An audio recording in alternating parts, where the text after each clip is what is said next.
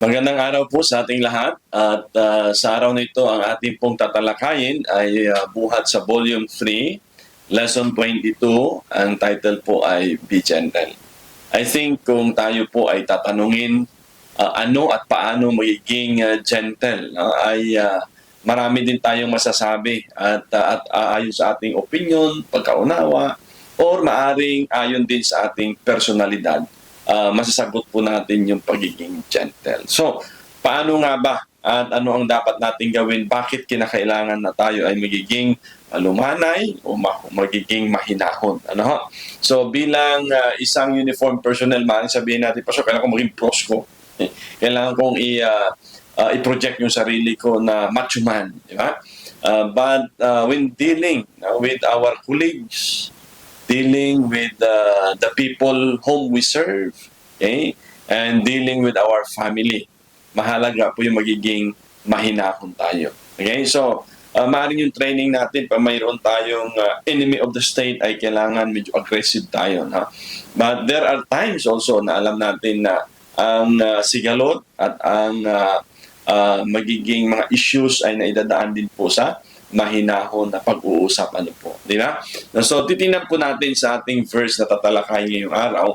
Ito po ay sulat ni Apostle Paul sa mga mananampalataya sa Thessalonica o Thessalonians rather, no?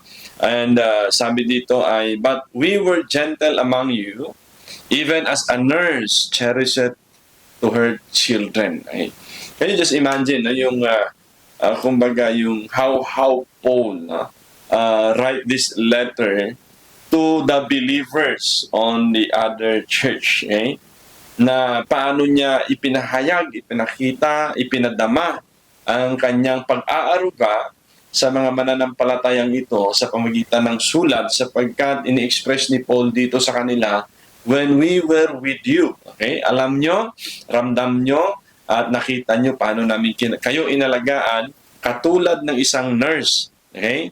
Sa mga bata sanggol. O di po ba? So makikita natin sa mga bagong ipinanganak, okay? At yung mga, alam niyo, yung mga very vulnerable na mga babies na kung paano alagaan ng mga nurse po. Ano? So being affectionately desirous of you, we were willing to have imparted unto you not the gospel of God only, but also our own souls, because ye were dear unto us. Yan yung pagmamahal ni Paul dito sa mga mananampalataya na tinitingnan niya bilang mga sanggol na iniingatan upang sila ay lumago, upang sila ay maging matibay. Okay? And so there is a goal from Paul's end, paano niya tinitingnan ang magiging kalalabasan ng kanilang pananampalataya is how he put effort doon sa mga mananampalatayang ito. No? So today, you think about those people na pinaglilingkuran natin. Sino ba yung mga taong inaaruga natin? Well, of course, as a father, as a mother, nandun yung family natin. As a husband, nandun yung wife natin. As a wife, nandun yung husband natin. As children, nandun yung parents natin. Okay? And bilang sa trabaho, nandyan yung colleague, yung boss, subordinate natin, or those people under us. So marami tayong mga inaalagaan o tinutulungan, inaaruga. At sabi ni Paul, please be gentle to them. Okay? So lalo na doon sa, again, yung pinaglilingkuran nating mamamayan ng ating bayan. Right? Now, so, think about this word, gentle. Right? When we talk about the word gentle, when you heard about the word gentle, now what comes to your mind? Yeah? Siguro ay pwedeng magiging, sabihin natin, okay, magiging mahinahon lang ako, malumanay ako, kung ang kausap ko ay malumanay at mahinahon din. Okay? But is it really kinakailangan na ang ating pagiging malumanay ay response doon sa tao na kung siya ay malumanay? Paano kung galit siya, galit din tayo? So, ang pagiging gentle is something to possess. Now, I believe magiging mahalaga o magiging kagamit-gamit ito sa atin kung ito ay magiging katangian natin. No?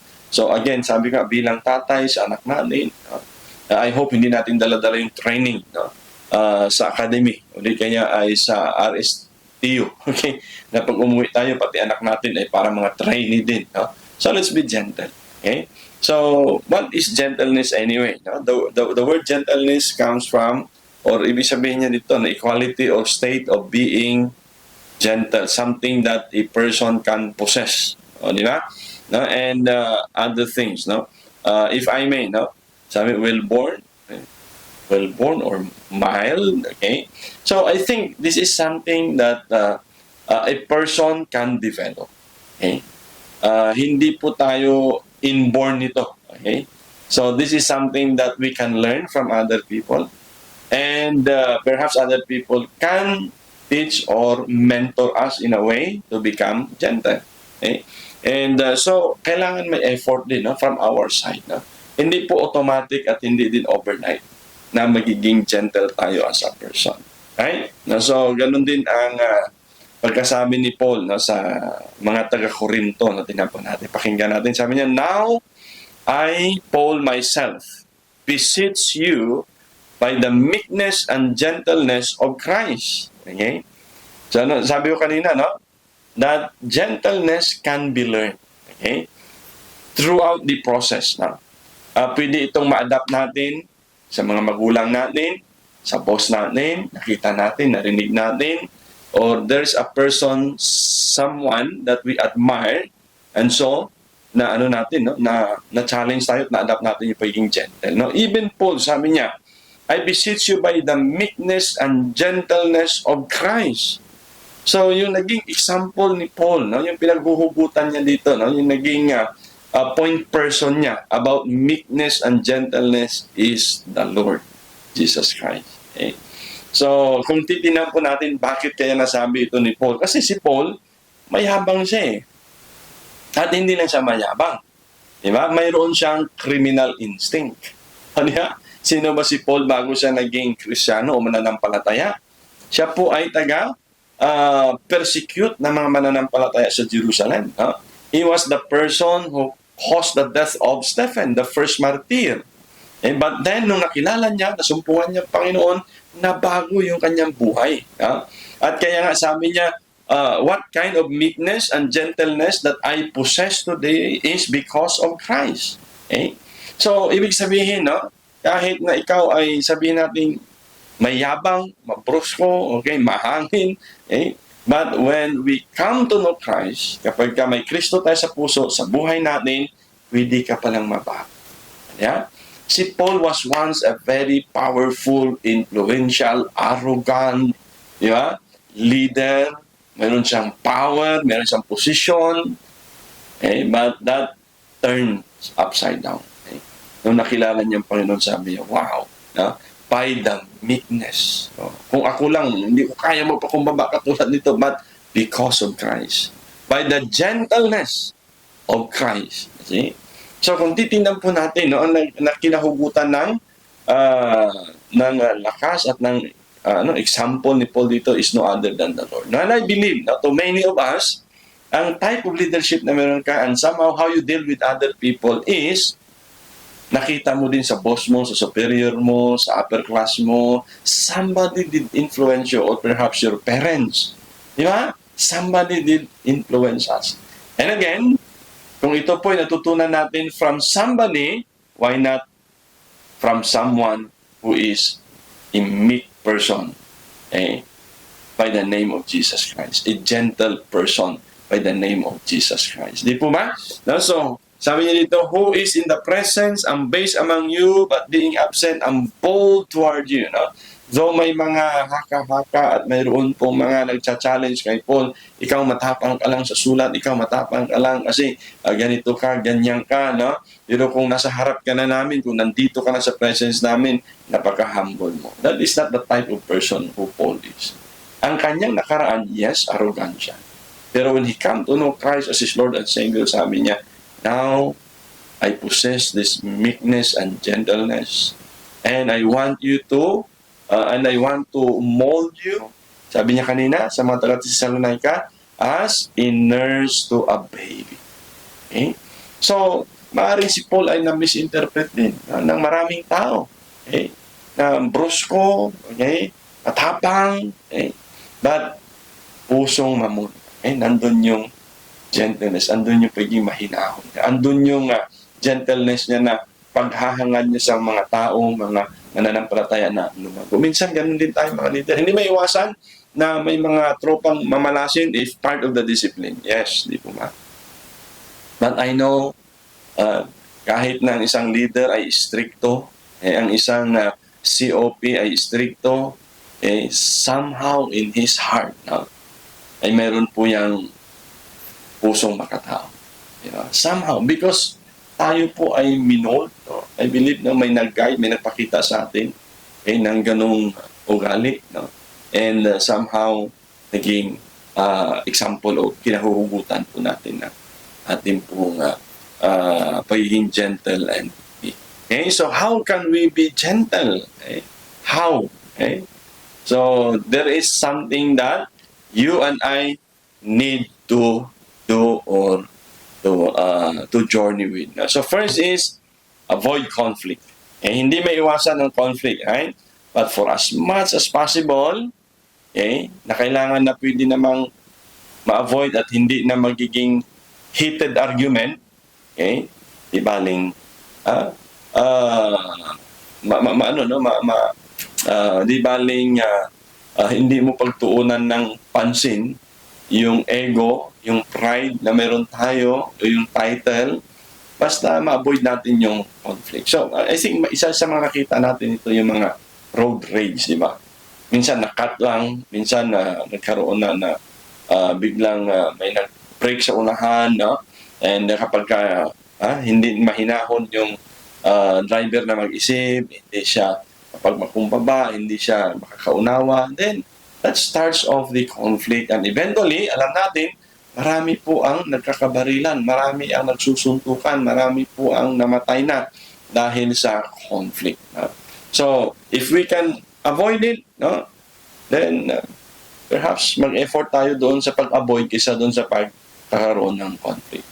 I say this many times now, that even lalo na sa larong basketball, that there are times na heated na yung laro, lagi ko in-advise sa aking team, better lose the game and win a friend. Yeah, so because sometimes sa argument, alam natin na walang mananalo, so why not choose relationship over conflict or arguments, right? So defend opinions gently, So as a leader, I know that conflict unavoidable. Sa office. I mean, conflict of two parties, conflict of two persons under you, or maaaring kakilala mo. So I hope that before we jump into conclusion, both you will be hearing, ano yung opinion ng isang tao, ano yung opinion ng isang tao. And rather than jumping into conclusion, why not try to weigh it and defend, tingnan mo, pakinggan mo, alamin mo na where it's coming from.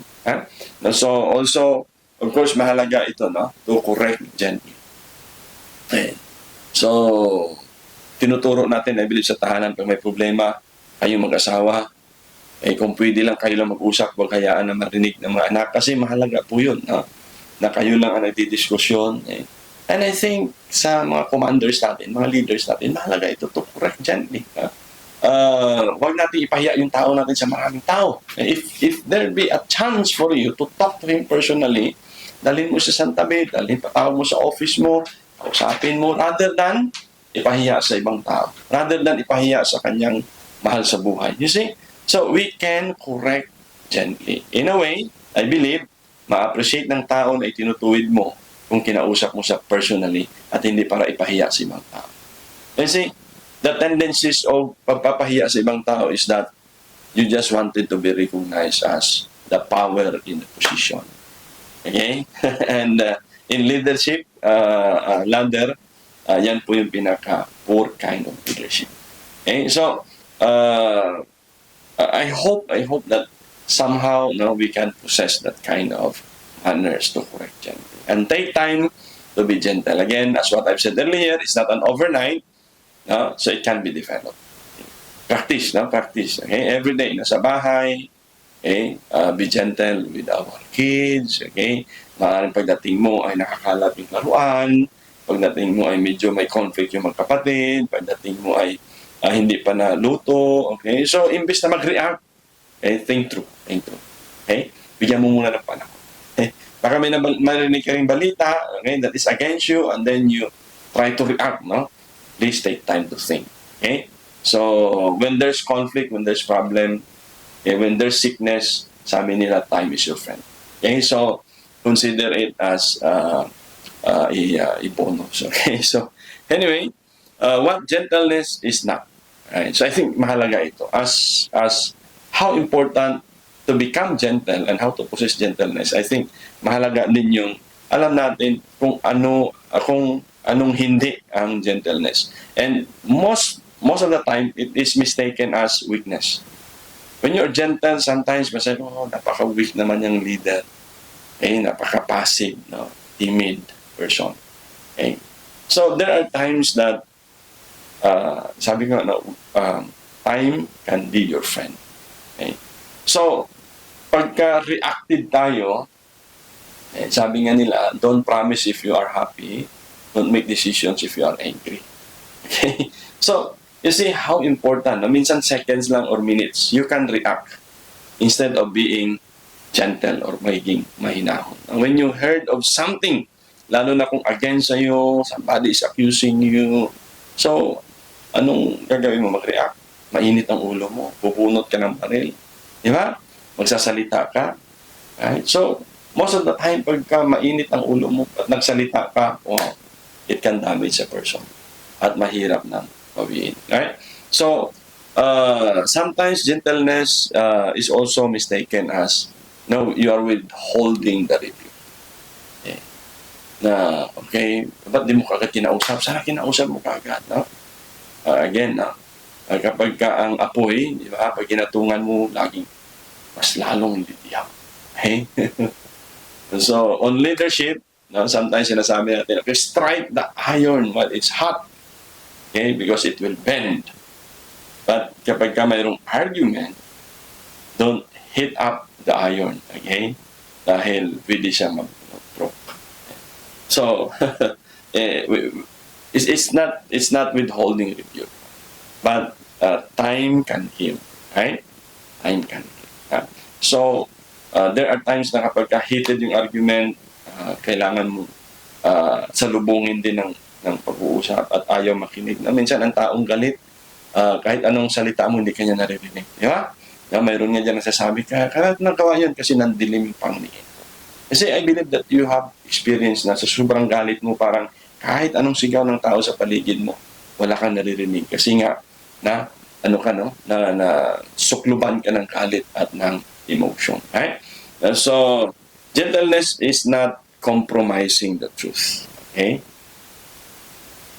Kasi, ang totoo, whether sabihin mo ngayon, or bukas, or next week, or next year, will stay the same truth. Okay? Hindi po siya nako-compromise. Hindi siya nagbabago. Okay? Truth will remain truth. And there are times, okay, na kapag idaan mo sa mahinahon na usapan, ang katotohanan mas napapakinggan. Okay?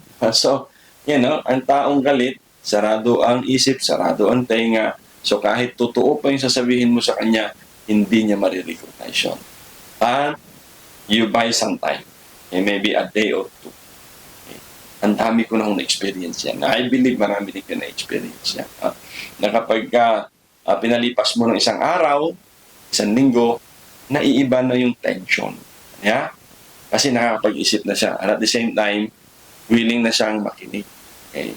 At yung puso niya medyo, yung emotion nag-die down. Right? So, buy some time, Buy some time. Okay? So, things to remember, let us understand gentleness. It's strength under control, a compassionate approach to others. Ang gentleness is not a weakness, but it is a strength.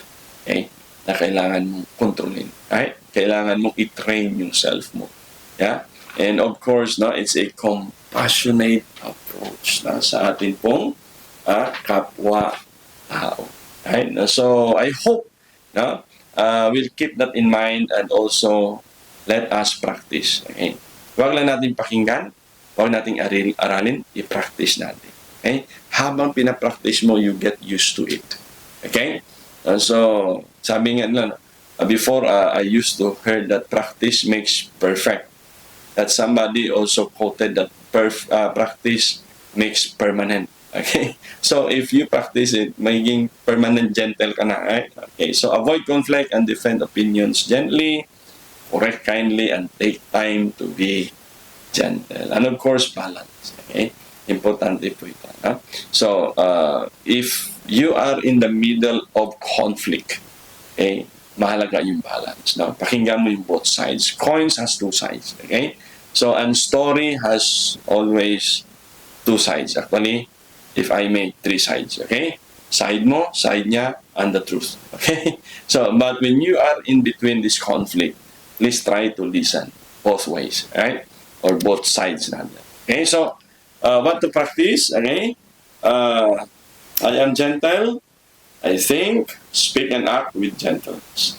I show care for people and for everything that I touch. So kung ito ma-practice natin sa office natin, sa bahay natin, be gentle with your wife, be gentle with your kids, be gentle with your spouse, be gentle kapag ka ikaw ay nasa daan, okay, habang nagmamaneho, habang naglalaro ng kung anong laro, sports, okay, just think of this and practice.